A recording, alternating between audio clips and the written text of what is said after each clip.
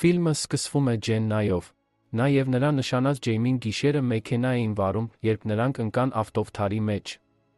Ջեյմին զոհվեց վթարից, իսկ Ջեննան արգելափակվել էր վթարված ավտոմեքենայում։ Անցավ 3 տարի։ Այս վիճակից դուրս գալու համար Ջեննայի ընկերուհի Ռենեն հրավիրեց նրան արձակուրդի։ Ռենեն նաև հրավիրեց իր ընկերոջը Մայքլին և Մայքլի ընկեր Յանին։ Նրանք մոտորանավակով հասան հանգստյան տնակներին։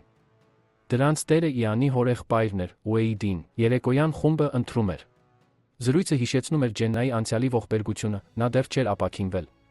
Ուեյդը նշեց, որ չի կարող այդտեղ գիշերելը, քանի որ գործեր ունի։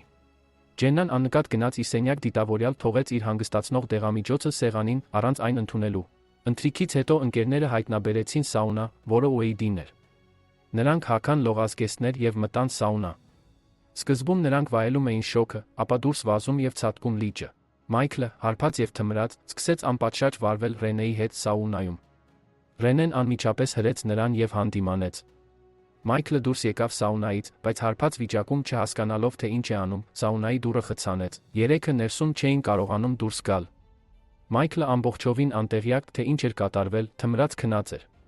Ջեննան սարսափած էր։ Նա վախենում էր նեղ տարածքից ծայրահեղ շոկից։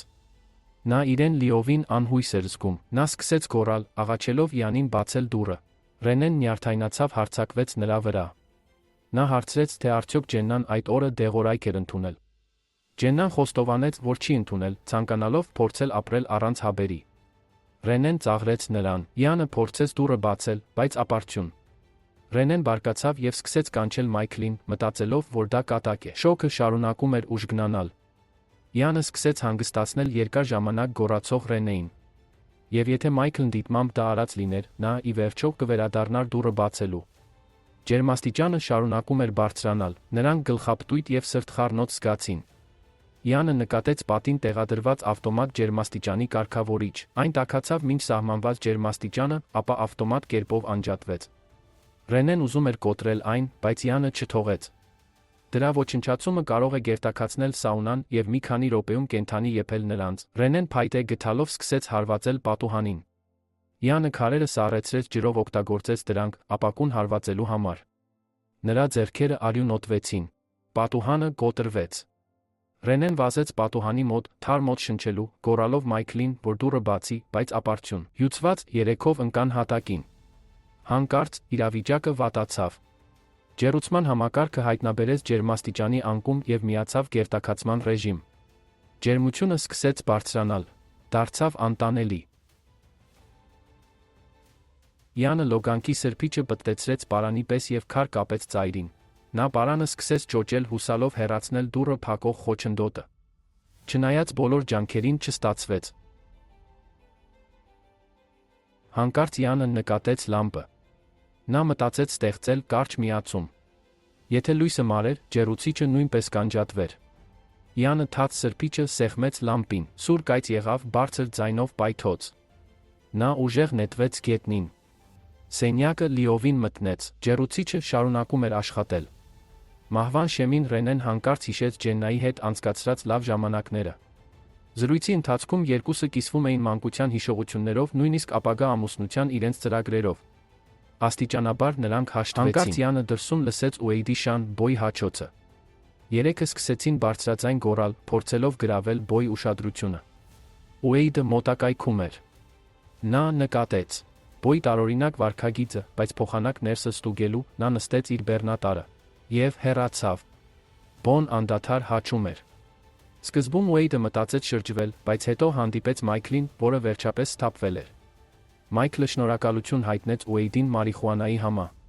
Նա բողոքեց, որ մյուսները առանց իրեն գնացել են ուրախանալու։ Ուեյդը Մայքլին առաջարկեց նստել բեռնատարը։ Նրանք երկուսով գնացին խմելու։ Սաունայում Ռենեն, ճնշված, ուզում էր ջարդել ջերմաստիճանի կարգավորիչը։ Ջեննան փորձեց կանգնեցնել նրան։ Ռենեն պատասխանեց վատ վիրավորանքներով։ Ջեննան ուժեղ ապտակեց Ռենեին։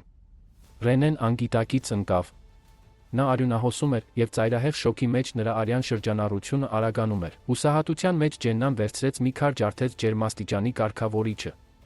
Յանը գլուխը կախեց դառը, հուսահատ ծիծաղ արձակեց։ Ապա սկսեց գոռալ։ Նա նետվեց վառարանի վրա, ձեռքը մեկնեց և բռնեց շիկացած տաքացուցիչը, օգտագործելով իր վերջին ուժերը, այն վայրենիորեն հետ ու առաջ թափահարեց։